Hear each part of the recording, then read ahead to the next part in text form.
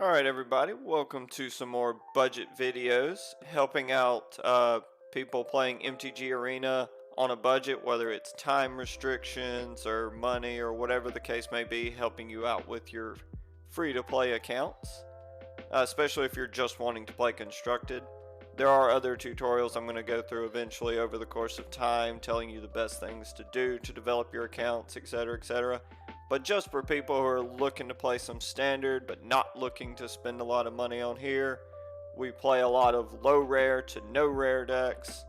But anyway, I'm wanting to go through what I consider the best 10 cards with some honorable mentions of each color at the common and common rarity cards you should be looking for to make your decks more playable and get those wins, get those at least those 4 wins you need each day to keep your account growing.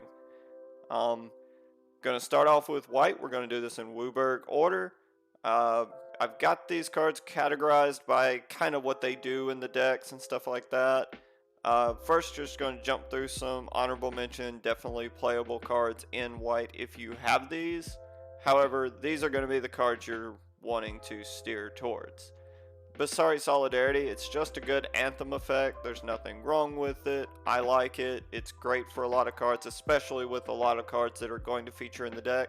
However, it's uncommon and it's not a card I would invest in, but it's a card if you have copies, play them. They're very good. Glass Casket, they're better removal spells at so many levels, but nonetheless, Glass Casket is playable. However, uncommon, I wouldn't craft this because there are much better cards, especially there are cards that Arena gives you just by playing the game that are better than Glass Casket right now. Shepard of the Flock is a great 2-drop substitute for a card that's going to be on this list. However, it is not as good as the 2-drops that are going to be on the top 10 list. Ardenveld Tactician, great uncommon. I believe it's a card that Arena gives you copies of anyway, so it works out that way. It's a great card to play early on. It's nice interaction, plus a 2/3 flyer for 3 mana is not bad, especially when you have an adventure side that's actually relevant in decks, especially aggro white decks. And Banishing Light, another card that Arena just gives you some number of copies of just by playing the game. It is a great removal spell. It hits anything, which is important, but not overall the best. There are much better things you can be doing. That being said, very playable early on.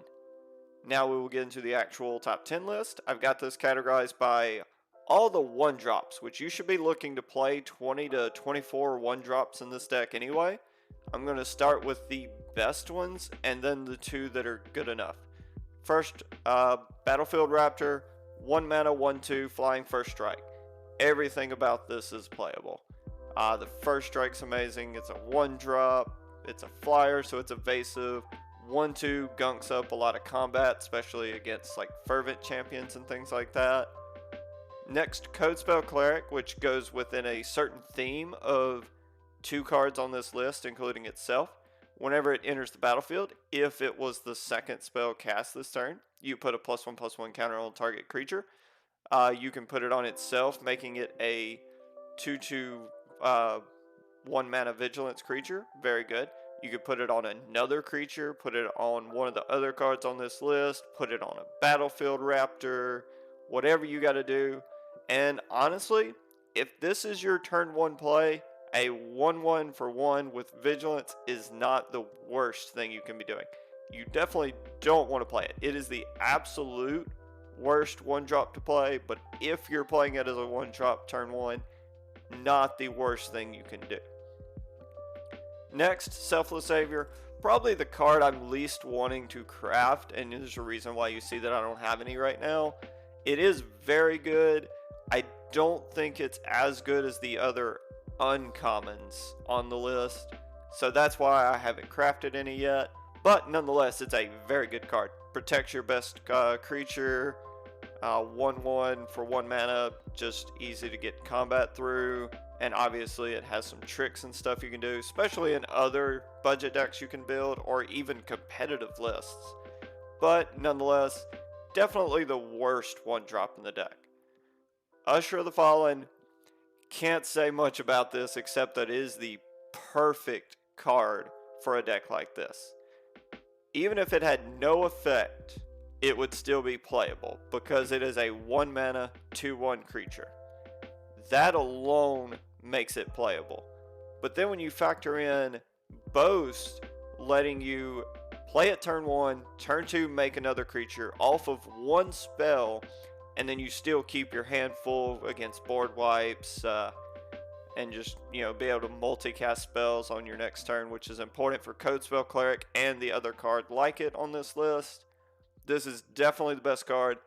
Highly recommend getting 4 of these as soon as possible. Next, moving on to the weaker 2-drops, but nonetheless good 2-drops. Fairy Godmother, 1 mana 1/1 with flying, basically the same thing as Battlefield Raptor, just not as good. That being said, it does have an adventure side that can be relevant. You can +2/+1 one of your Usher of the Fallens, you can +2/+1 a Code Spell Cleric, or really anything on this list. Very good, definitely playable, especially since it is a common, which makes it well worth crafting. Venerable Knight, not much can be said that I didn't say about Usher the Fallen. It is a 1 mana 2/1 creature, very playable. If you have copies of this, play them, and sometimes you can get random benefits. If you have multiple Venerable Knights, let's say you're playing a perfect budget build, you would only have these 4 knights, you can randomly have 2 of them in play, and then one of them dies and puts a counter on the other. In a budget build, Ardenville Tactician is a knight, so that has come up for me before. Next, moving on to the best 2-drops you can play. Clarion Spirit is the other card I was referencing before with Code Spell Cleric. Probably the second best card in the deck. It's a great way to generate value. It wins games by itself as you're playing the deck, just casting spells and making extra creatures. Very good. Very good to play on turn 3 with another 1-drop. Seasoned Hollowblade, just a perfect attacker. You play it on turn 2, you're attacking with it every turn. You discard like extra lands or creatures that aren't as good or stuff like that, and you have a 3/1 swinging in every turn. So it is a uncommon. There are other commons that are more important, like Usher of the Fallen. This is the card that I tend to play Shepard of the Flock instead of, because I was given Shepard of the Flock copies, plus Shepard of the Flock is a common, making it a little bit easier to get, but this is definitely a card you will replace Shepard of the Flock with as soon as you can. Next, moving on to the 1 removal spell I am a huge fan of in these type of decks, Kibera Takedown. Without cards like Clarion Spirit, this is still playable. You tend to get 2, 3, 4, sometimes even 5 creatures, and the key thing to this card is it deals damage equal to the number of creatures you control to creature or planeswalker, so it hits planeswalkers too. Not to mention it doubles as a land. Very good. It is the best removal spell you can play in a mono white aggro type deck. I see this card in competitive multi-rare list. So for a budget list, you bet we're going to play this if we have them. Last card on the list, Sentinel's Eyes. This is a card I only like to run 2 copies of, but nonetheless, 2 very good copies and definitely needs to be played. It gives you value against rogues. You get to do stuff to manipulate your graveyard. Plus, if you're just playing in a normal matchup, +1/+1 vigilance makes it where you can be aggressive while leaving back blockers. You can constantly add this to the next creature, to the next creature, and to the next creature, and so on and so forth. Not to mention common. So that's going to complete it with white. Let's move on to blue. Alright, now moving on to blue. Blue has some very unique categories. It's going to be a very tough deck to play. You kind of have to play a tempo strategy as opposed to an aggressive strategy, but it's still pretty solid. It's definitely going to be the weakest of the 5 monocolor budget builds you play, but nonetheless, this is capable of doing some serious things. Before I go into this, we will go over the honorable mentions. Jawari Disruption. I'm not a huge fan of this one as a modal card, but if you have them, they're certainly worth playing. I definitely don't recommend crafting these, but 2 mana, counter target spell unless your opponent pays 1. Most opponents are going to tap out trying to get the most value out of their cards, so you will catch people with Disruption often. Granted, probably most of the time it's just going to be a land drop, but nonetheless, not a bad card. Mystic Subduel. Not the best card in a plan like this, especially if you're playing a tempo plan, because you're going to have creatures that have this ability. But especially in control slower builds, this card is very good. If you have copies, they're definitely worth playing. -2, -0. The losing all abilities is important. It's what makes it better than the other cards on this list in some builds of mono blue. But if you're playing a tempo strategy, it's not as good as the creatures that have the same ability, unfortunately. So that's why it's not a top 10, but it's definitely a good card. Negate, very good card. The best card on the honorable mentions list. In some metas, this will be a top 10 card. In some metas, this will be the best card in your top 10. That being said, we're very creature heavy. Most of the decks that are even low creature count, their creatures are extremely important. Therefore, and there are some decks that play very few non-creature spells, and they're not even the most important spells in the deck.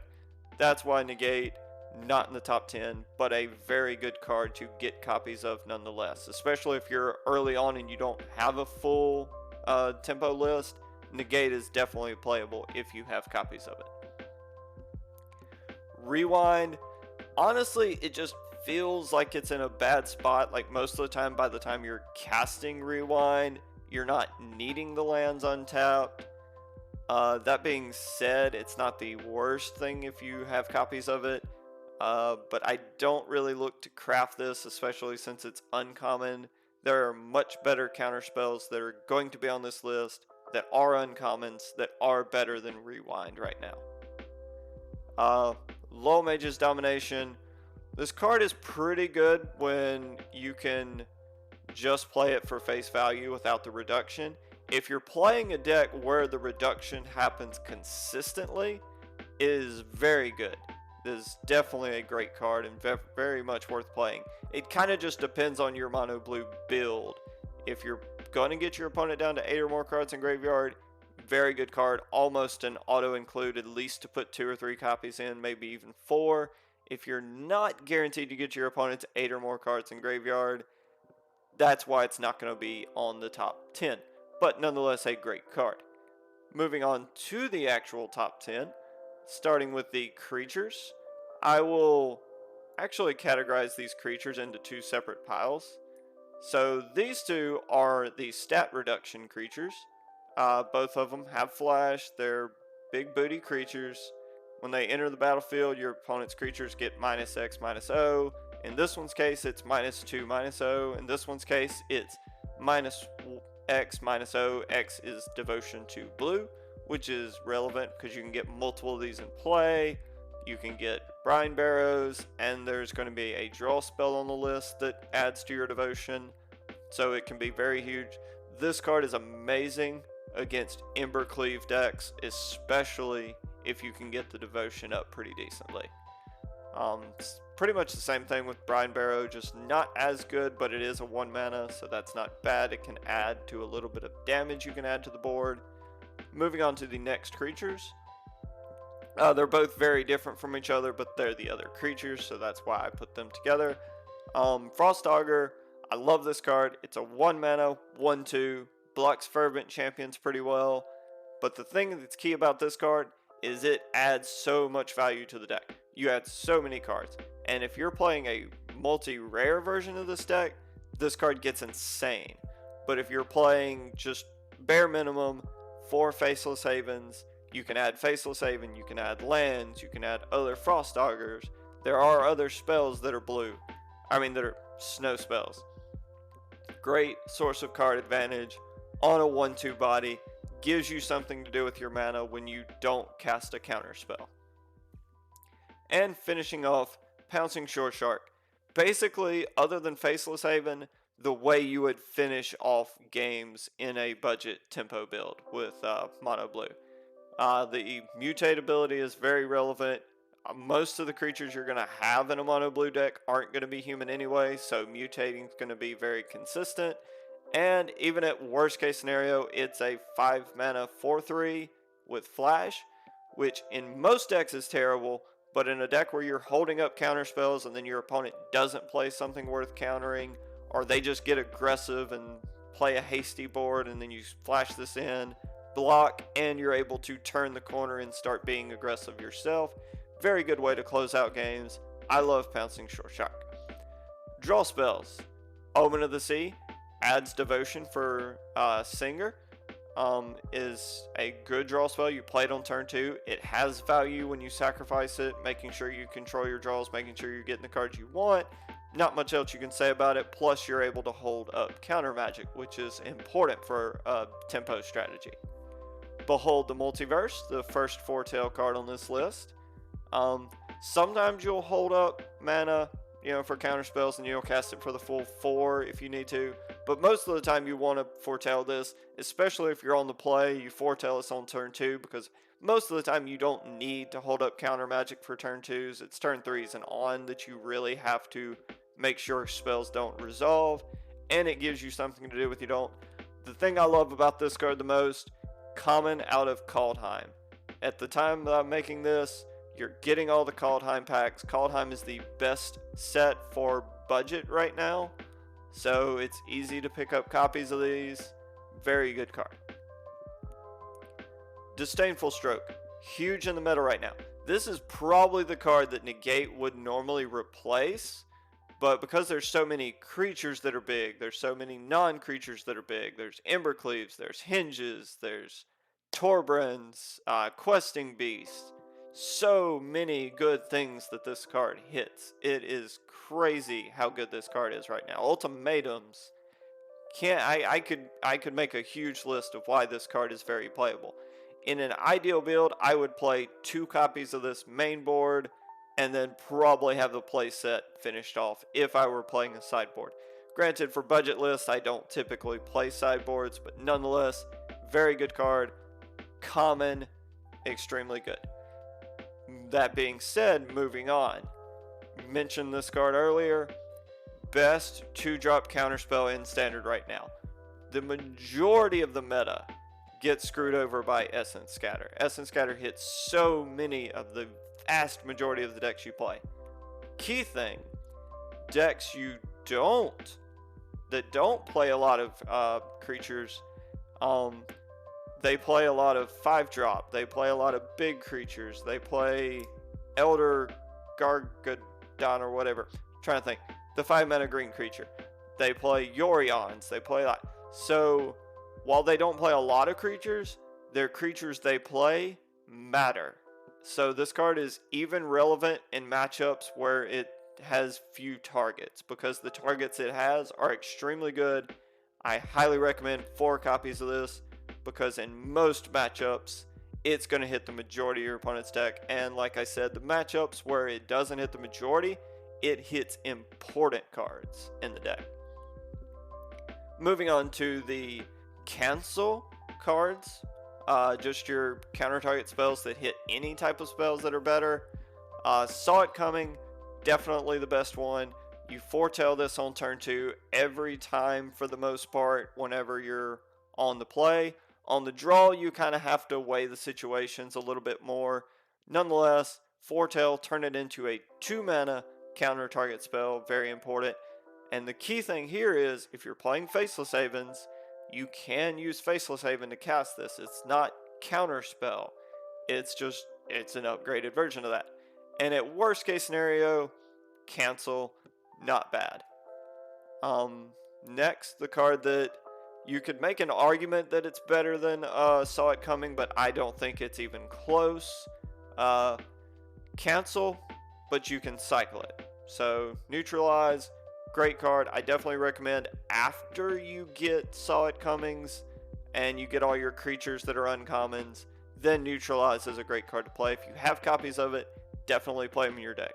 If I were playing a perfect build for mono blue tempo, I would probably be playing 2 to 3 copies of this. I maybe wouldn't play play sets, but there's definitely better. But nonetheless, great card. I would absolutely recommend at least having a couple of copies if you have the uncommons to spend. That will finish it for blue. Let's move on to black. Now on to black. Before we get to the top 10, let's go over the honorable mention cards. Mogi's Favor is on this list for the same reason as a card that's going to make the top 10 list. The escapability, very important, helps you against rogues. It's not a bad card, especially since it's at the common rarity. Very easy to pick up. Granted, I don't have any copies, obviously, but I could.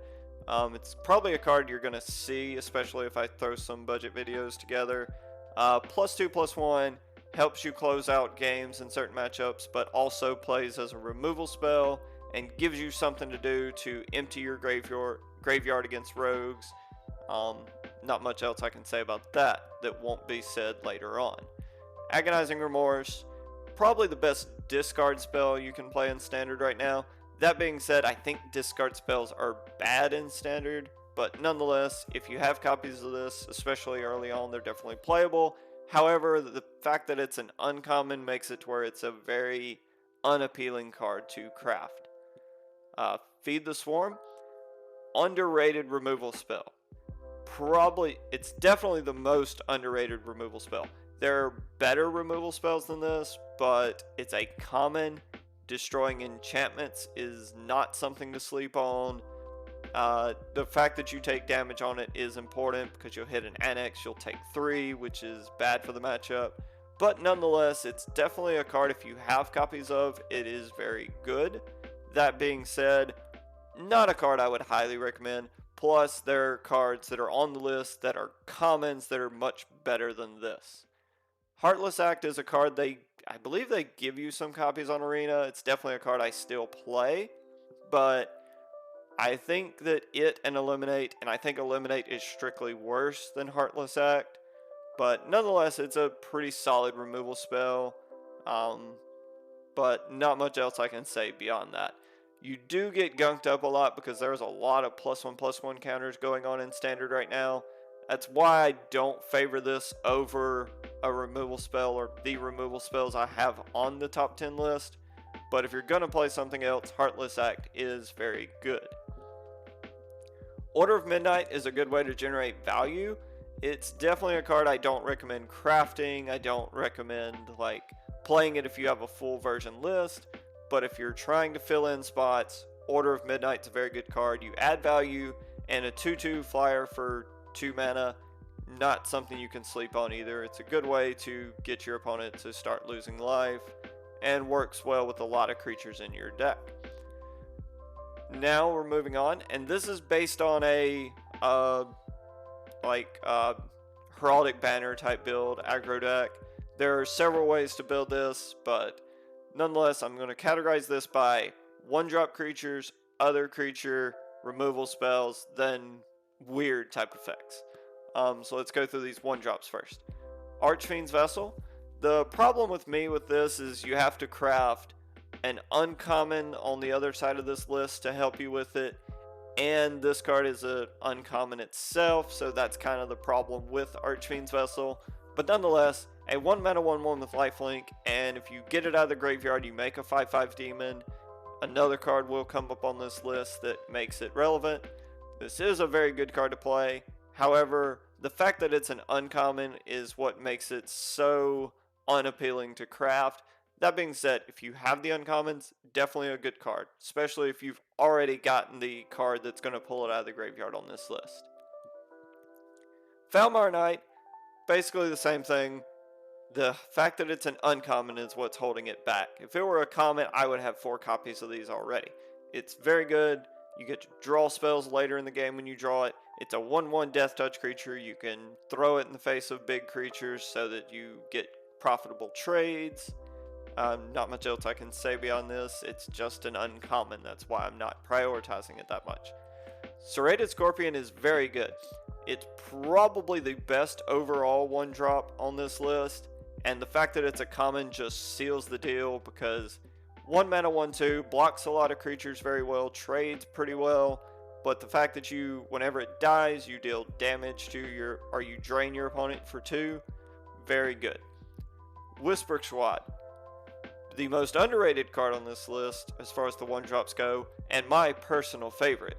I love Whisper Squad. It's so fun to clean all the copies of it out of your deck.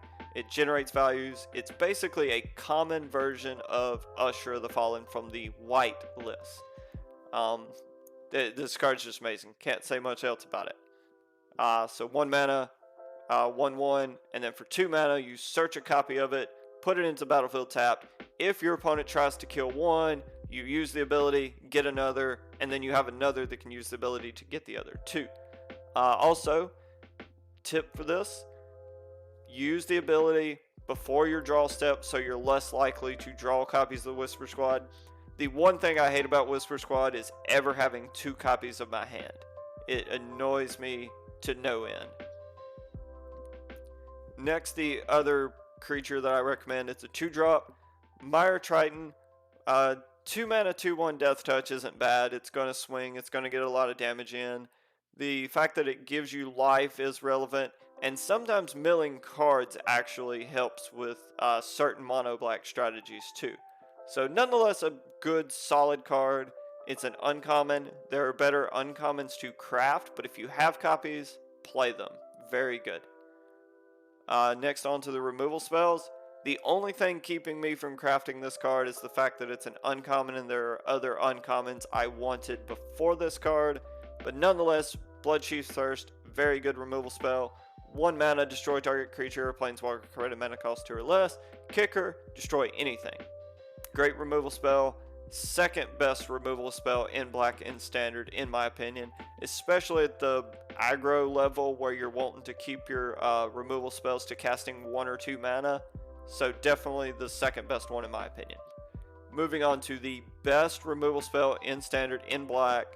I don't even think it's close even when you're looking at 3, 4, and 5-drop removal spells. Granted, if you're playing those, they're going to do more, but for 2 mana, you're not going to get as much out of a card in removal spell slots as Grasp of Darkness. So many of the things get +1/+1 counters, which makes it better than Heartless Act. It's -4/-4, which kills most things in standard. The only thing you don't kill is Lovestruck Beast, and you make Lovestruck Beast a 1/1. Playing this card against a creature with Ember Cleave is just laughable. And then, not to mention, there's several indestructible abilities, especially Seasoned Hollowblade. You can get rid of those. Not much else I can say about Grasp of Darkness. The only weakness is it doesn't kill Planeswalkers, but I don't think that's the worst thing. Most good Planeswalkers in Standard right now are honestly making tokens, so you just kill the token and swing at the Planeswalker. Next on to the tricky spells in black. I'm going to lead off with Cling to Dust. Same thing I said about Mogi's Favor. It's an escape card. If you can, I recommend crafting 1 copy of this as early as possible. It's probably going to be the next thing I craft for this, whenever I get a chance to put an uncommon in black. It gives you something to do against rogues, tons of matchups where it's important, gaining life against aggro decks, drawing cards against control decks. Great card to have at least 1 or 2 copies of. In a competitive build, I would main deck 1 of these and probably side deck 2 or 3. It's that good. Village Rites, it's a card you get copies of early in the game. It's a great draw spell. Most of your creatures are weak, plus if your opponent plays a removal spell. This card is so much fun whenever your opponent tries to stomp one of your creatures, because then you sacrifice it, you make an illegal target for Bone Crusher Giant, or for Stomp, then they don't get the Bone Crusher Giant. So much value, and then you draw 2 cards to replace the whole thing. So you're netting even while your opponent is losing Bone Crusher Giant, which is extremely fun to do. And on to the last card, the card that makes Archfiend Vessel playable. You want to get this before you get Archfiend Vessel, because Archfiend Vessel is not relevant without Call of the Death Dweller. But once you get your copies of Call of the Death Dweller, I recommend playing 2 to 3 copies. If you have 4, maybe, but 2 to 3 copies is fine. That's where you want to be. Get so many cards back. You get Foulmire Knights back. You get Serrated Scorpions back. You can get back Meyer Triton. You can get back cards that aren't even on these 15 cards here. So it is very good. Putting Death Touch counters on Whisper Squads, very cool. Putting Menace counters on other things, very good. Definitely Call the Dweller Dweller. My favorite uncommon in black. So that finishes it for mono black. Let's move on to red. Now on to mono red. My favorite top 10 budget list. Honorable mention is going to be a little bit short. I couldn't really find anything that I wanted to put as a 5th card, but I think that all the 14 cards I really like. One of them I have a little bit of a cringe towards, but the others are definitely great. Even the one that I don't particularly like in a budget build is a solid card nonetheless. And the top 10, perfect. Love every single card on this top 10. Let's go through the honorable mentions first. This is the card I'm not a fan of. If you're not playing Evolving Wilds, if you're not playing Fabled Passage, the consistency and the explosiveness of Hellhound is not there. That being said, if you have copies of it, it's not a card I recommend crafting unless you're going to also get Fabled Passages and Evolving Wilds and maybe play a second color. That being said, a 1 mana creature that every turn you do play lands is a 2/3 creature. It's not the worst thing you can be doing. It's definitely, I think there are much better 1-drop creatures even at the common level, but nonetheless, it is a pretty decent card. Shock. Shock gets outclassed by the removal spells that are going to make the top 10. That being said, this is a card they give you basically your play set within your first 5 days on Arena. So, I mean, until then, definitely a card you can play 4 copies of. I think I'm down to playing 3 right now, but it is nonetheless, it is a very good card still. And the fact that it helps you finish games off makes it to where it's at least competitive to potentially be a top 10 card. However, I do think the top 10 is just strictly better than this, especially the removal spells. Embrace Shieldbreaker. This fits the category of a lot of cards I've mentioned. If this were a common, I would have 4 copies of it already. The fact that it's an uncommon, there are just other uncommons that are better to craft than this. But if you have copies, play this card. A 2 mana 2/1, not bad if you're playing an aggressive strategy. Destroying artifacts is huge though.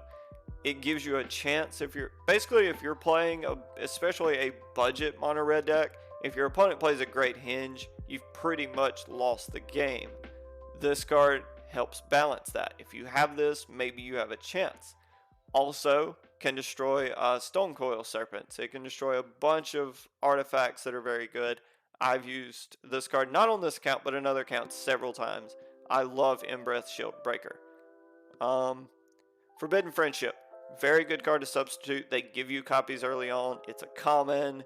Not much else can be said. It's a 2 mana that makes 2 creatures, which is relevant for strategies like this. The fact that it makes a white token sometimes gets in the way, but nonetheless it widens your board. It gives you plenty to do for 2 mana. Very good card, very playable early on. Moving on to this, I've separated it by creatures and by removal spells. By the creatures, I put them in mana cost order so that we can go through the curve. Fireblade Charger. The fact that it's an uncommon is the only thing that's holding it back. This card otherwise is the best 1-drop on this list. It makes competitive mono red lists. 1 mana 1/1. Whenever it dies, you deal damage to its power to any target. That is going to come up for multiple things, but even if it's just a 1/1, it's a 1 mana pinger when it dies, so nonetheless playable. The equipped ability comes up very rarely. Even if you play 4 copies of Embercleave, it still rarely comes up. But nonetheless is technically text on the card, which is fun. Goblin Arsonist is your copies of Fireblade Charger 5 through 8, or if you don't have the uncommons to spend, and there are uncommons on this list that come as a higher priority than Fireblade Charger, therefore getting these is not bad. It dies, it deals 1 damage to any target, making it pretty good substitute for Fireblade Charger. Or if you have your Fireblade Chargers, then you just get extra copies of it. Moving on to my favorite 1-drop. It's a 1 mana 1/1, but it has the ability to flush 2 mana into it to give it +2/+0. I've won so many games with this card, just opponent not blocking, and then you make it a 5/1, and it cleans games up pretty quickly. The fact that it is a knight is not irrelevant, especially if you have cards like Fervent Champion, stuff like that, which are rares you could play in your mono red if you have them, thus making it good in that respect. 2 drops. Careless Celebrant, another card fitting into the description of Fireblade Charger, Goblin Arsonist. Whenever it dies, you do 2 damage to target creature or planeswalker. This one's not any target, so trick to learn: if your opponent is playing a creature deck and they don't have creatures in play, try to play other creatures first so that they can't play removal, especially if it's like a mono red mirror, so that you're going to get value off of this Careless Celebrant when you get the chance. Other than that, just a 2 mana 2/1, not bad. The fact that it's an uncommon tells me don't craft this card, but I do believe that the game gives you copies. Play those copies. Rimrock Knight. This is the card that Fireblade Charger was relevant for earlier. Boulder Rush on that, it dies, you do 3 damage to any target. Very good.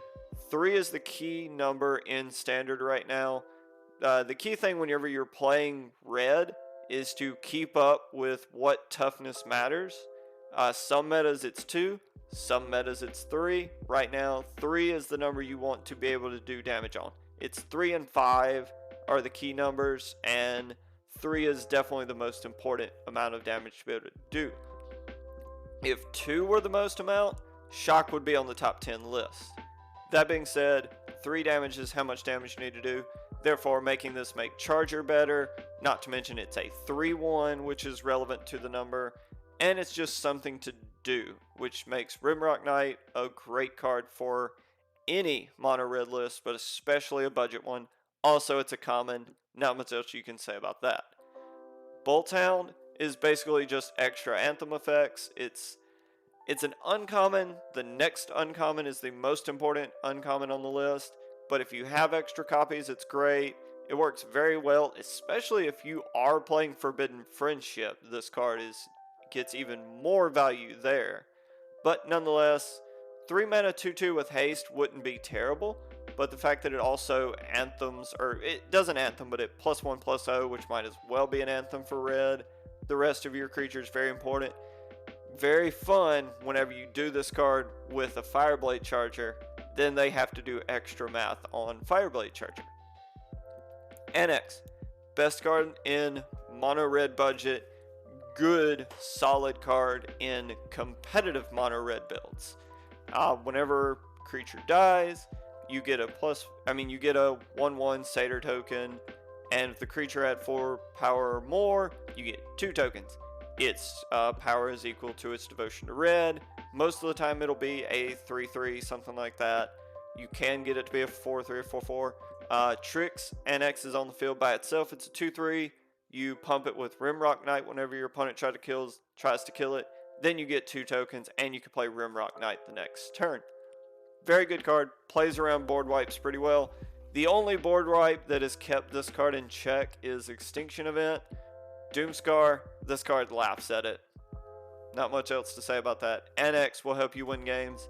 If you're crafting uncommons for red, I highly recommend playing 4 copies of Annex as soon as possible. Best 3-drop, best uncommon, not much else I can say about that. Next card on the list plays very well with Annex.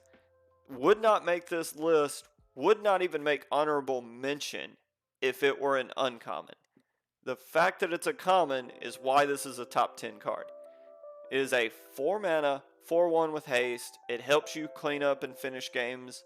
It's a great beater, but the fact that it's got the animate ability, which is very easy to achieve. The only situations you do that are the same situations you have in competitive mono red builds where you're trying to cast a Torburin and you have 2 mountains and 2 faceless havens. That's really the only situation you run into where this card is bad. Nonetheless, most of the time you're going to be casting a 4 mana, 5/2 with haste. Very good. Whenever you get animate, you enter the battlefield with a +1/+1 counter, taking it out of Heartless Act range, which is important.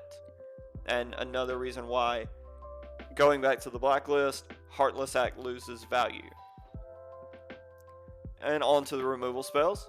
Frostbite, the best upgrade besides maybe Faceless Haven that mono red builds got from Kaldheim.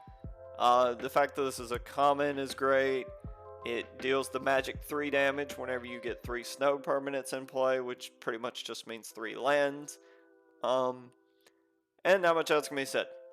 2 damage to any creature or planeswalker. I love that they made it to where it was planeswalker and not just creature. And then, of course, you get those 3 permanents in play. 3 damage to the permanent. Very good. Next, on to Scorching Dragonfire. Just reiterate, 3 damage. And the fact that it exiles is not irrelevant too. It's great against your opponent's annex. And then, of course, 3 damage. That's what you need to be doing. It hits the majority of the cards in Rogues. It hits the majority of the cards in Mono Red, Naya, everything. Scorching Dragonfire is a card that, when I started the budget series, I was lower on at the time. But now that the meta has told me 3 is the number, 4 Scorching Dragonfires. In my competitive build, I main deck 1 copies of this and sideboard the other 3. And that's with me playing unlimited rares. That's how valuable this card is right now, especially in Standard. With that, that wraps up Red. Let's move on to Green. Now finishing up the top 10 list with Mono Greens. My favorite currently because of the Standard, because it is the most skill intensive of the 5 colors. Playing Mono White, you just swing with your creatures in the game as fast as possible. Red, you do the same thing. Black, you play a bunch of smaller creatures, but you're just killing your opponent's threats and then hitting your opponent. This requires skill. Oh, and blue, unfortunately, just very weak right now. I wish I could say blue would be my favorite. I love blue, especially blue tempo decks. But unfortunately, especially at the budget level, it's very weak. But nonetheless, it is playable. Don't sleep on it. It's definitely good, but not as good as the other 4 colors on a budget monocolor list. This is definitely my favorite.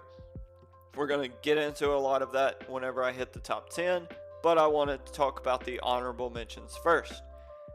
Masked Vandal is a card that is definitely getting overlooked in a lot of things, especially budget lists. It's a 2 mana 1/3. Whenever it enters the battlefield, you exile a creature card from your graveyard. If you do, you exile target artifact or enchantment. Exile's also the key here. I would consider this card if it were destroyed, but the fact that it's exile makes it to where it is a very playable card. If you're playing a Stompy type strategy, you're going to have creatures in the graveyard. That's just the way the game works. And that makes Masked Vandal a playable card. Very good, especially early on. Rune of Might. Most of your creatures are massive in Stompy type decks, but they don't always have trample, so you need to way to get over like 1/1, your opponent just throwing chump blockers in the way. This gets you there. Cool thing about it, enters the battlefield, replaces itself. You can put this on a Faceless Haven and not lose it because it targets permanents, so it stays on there. Not much else can be said, just gives +1/+1 and trample. Helps you in situations where your opponent's just chump blocking until they draw removal for your creatures. Surf Heron is cool for a lot of reasons. In a regular Stompy build, it's not bad. It's a 2 mana, swings, another target creature gets +X/+X, which is Surf Heron's power. But the cool thing I like about it, I didn't want to put it on this, but I wanted to nonetheless. It also creates its own archetype. You can play cards like Giant Growth, Titanic Growth, stuff like that. And then Surfairing gets insane. In a regular Stumpy build without those cards, I recommend playing one copy of Surfairing. I don't recommend playing more than one because you don't want to get caught by the legend rule, and the card's not good enough to account for that. But if you are playing a deck built around this card, it is very good nonetheless. Tangled Fluorohedron, it's a modal card. That's what makes it make an honorable mention, but I really didn't even want to do that. I actually like Elysian Carotid better than this card, but it is modal, so that does give it consideration. Turn 1, you play it tapped. If you want to ramp, you play it on turn 2 as a creature. Not much else can be said about it, but I'm not a huge fan. Nonetheless, it's very good. If you have copies, they're definitely worth playing. But the fact that it's also an uncommon makes it less appealing to me. That's why it's not going to be a top 10 card for me. Occam Adversary is so close to making a top 10 list. If the meta were just a little bit more green, I would definitely be playing and trying to craft these. But it's just out of range, which is why it's an honorable mention and not a top 10. 4 mana, 2/3 Death Touch. Whenever it deals damage to or combat damage to a player, draw a card. That's good on its own. But if the meta is more green heavy, and it's getting close, that Naya build has a lot of green creatures. You have mono green decks, you have Gruul decks. So there's definitely reason. If you have copies of these, play them. The thing that's holding it back for me is that it's an uncommon, which it definitely needs to be an uncommon. If this were a common, that would be insane. But making it cost 2 less, then making it a 2/3 for 2 mana with Death Touch and the draw ability, absolutely insane. This card is very good. It is definitely the most dangerous honorable mention card, for sure. Now moving on to the top 10, I've got this categorized by small creatures, big creatures, conditional spells, or helpful spells, whatever you want to call it, and removal. So let's go through these small creatures first. Chainweb Arachnir kind of plays in both creature lists, but the obvious thing here is the escape, which makes it playable against rogues. Not to mention, it's actually just playable against rogues on the 1 mana end. It gunks up Fervent Champions. Nonetheless, just overall very playable card.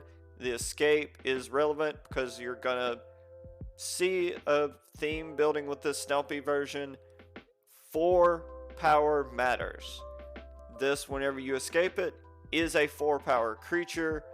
Will play along with the rest of the cards on the list. Drowsing Tyrannodont, first card in the list of 4 power, is what you need in play. 2 mana, 3/3, very good against stopping aggro decks early on, especially while you're building a bigger board. The day I'm making these lists, I actually had several matchups where it was a 2 mana, 3/3 blocker. And then by turn 3, 4, and 5, once I start hitting my huge creatures, then this creature starts swinging as a 3/3. Very good card. Common, definitely my favorite common to craft in green. Nessian Hornbeetle, also playing to the 4 power. At the beginning of combat, if you control another creature with power 4 or greater, put a +1/+1 counter on Nessian Hornbeetle. This card grows to insane. I think I had an 8/8 one today. I've had some hit double digits before. This card is amazing. Plays around Heartless Act. Very good card. And then obviously at the 2-drop slot as well. Now for the 4 power creatures. Spirit of the Altar Guard. This is a card I was high on from the beginning. I misread the card for the first 3 weeks of playing this card. This card is now my favorite card in the deck. Not even close. Before it was Drowsing Tyrannodont because I like the value that you got, especially at the common level. This card is insane. Okay, so 4 mana, 0/4, gets +1/+0 for each snow permanent. Lands, or other than itself, lands, other copies of Spirit of the Altar Guard. Amazing card. Key thing to read here, and I hate the way Arena plays this card. Whenever it enters the battlefield, search your library for a snow land card. not Snow Basic. And what Arena will do is they'll shove all your basics to the front of the line, and they'll put your Faceless Havens on the very back end so you don't even see them, don't even think about it. You're just like, free click, add a forest, good to go. No, add Faceless Haven. I lost my first game today because I didn't add a Faceless Haven, and I was upset as soon as I read this card carefully. And I thought about, could I add Faceless Haven? Then I read it, and I could. Oh, that upset me. This card is extremely good because it adds a 4/4 to the board that grows and grows and grows, and it gives you a 4/4 to play, or 4/3 in Faceless Haven's case, to play the next turn. Not much else I can say. I love the Bear Spirit. Okay, Keeper of the Fables. This is a card I was overlooking early on. I do believe Arena gives you copies, especially at the time of making this when we're in Kaldheim Standard. 5 mana, 4/5, not bad. Whenever one or more non-human creatures deals combat damage to a player, draw a card. It is a 1 instant thing. It is not for each creature. It's just a once, but nonetheless, it is a draw spell. I don't recommend crafting these because there are better uncommons you can be crafting like this. But nonetheless, if you have copies, play it. It's a cat, which makes it cool. It's a 4/5, which makes it relevant to the deck. It adds draw power. This is much better than the Majesty card. I'm trying to think of what it is. Nonetheless, it's the card that whenever you control a creature power 4 or greater during your upkeep or whatever, draw a card. This card is better than that card because it also provides a creature to the deck. Granted, playing both is not bad either, but this is definitely your best draw spell you're going to be playing. This is a tutor spell. That's what makes this better than a draw spell. Nonetheless, both are good. Beanstalk Giant. Beanstalk Giant ramps you. Beanstalk Giant lets you play removal spells. Beanstalk Giant lets you play Chain Web Arachneer on the same turn that you're ramping to try to get Beanstalk Giant in play. Beanstalk Giant can close games out very quickly, especially if you're playing a lot of removal, especially if you play Rune of Might. Very good card to clean up games.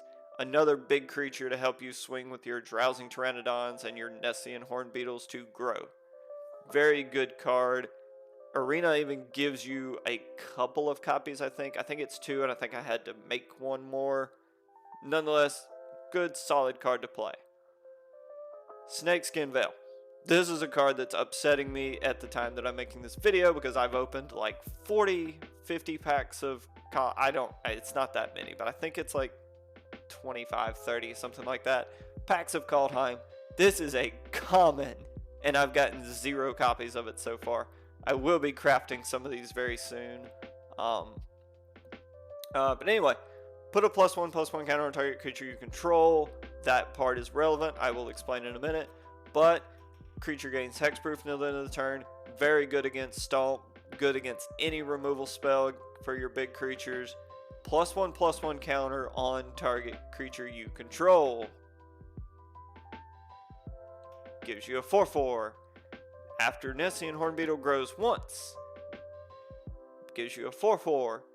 Very good card. Same thing with Blizzard Brawl. Going into the removal spells. So if you don't control the snow permanents, it's just a fight card, which is not bad. If you control 3 or more snow permanents, i.e. lands, Spirit of the Altar Guard, +1/+0, and the creature gains indestructible, making it where you win the fight spell combat. You don't lose the creature, you can attack with it, and when you attack with it, you don't lose it. This type of card is why Grasp of Darkness is my favorite removal spell in Standard, because Blizzard Brawl is so good. I love playing 4 copies of this, even in competitive builds. Next on to Ram Through. Ram Through is just solid for multiple reasons. You get 4 copies of it pretty early on with Arena. I do believe they give you at least 2 or 3 copies, maybe even the play set. It's just good, solid removal. There are better removal spells at the rare slot, and obviously with Blizzard Brawl, with like Primal Might, for example, and the kicker one. But nonetheless, For a common, not much else you can ask for, and when you're playing big creatures like Spirit of the Elder Guard, Keeper of Fables, Beanstalk Giant, and even Nessian Horn Beetles can grow out of control, this is often just a removal spell. Lastly, moving on to a non-creature removal spell that I'm a huge fan of in green, Wilt. It's a common, it's an artifact or enchantment removal, which is huge because there are a ton of great enchantments and artifacts to get rid of. But the fact that even when it's not relevant, you can cycle it is important. You're going to have an excess of mana some turns, especially if you're holding up a card like Ram Through, making this card very good. This is a card that's not a playset recommend, but I do recommend getting 1 or 2 copies of for your deck. That will conclude my review of the top 10 commons and uncommons to get for each color. If there's any other things you would like to see me make top 10s for, any other tutorials, please let me know in the comments. Let me know what you thought of my list. Did I miss any cards? Are there cards that were honorable mentions that should have been top 10? Are there cards that aren't even here that should be on the list? Let me know in the comments below. Thank you very much. Thank you for watching this Squirrel's Nest video. If you liked the video, please subscribe to the channel and leave a thumbs up. If you want to be a part of a live stream, come hang out with me on Twitch. Check out the Streamloots page and feel free to throw those on me at the worst possible time. Any comments or ideas you would like to see in video, leave a message in the comments section in Discord or on Twitter. All links will be in the description below. Catch you squirrels later.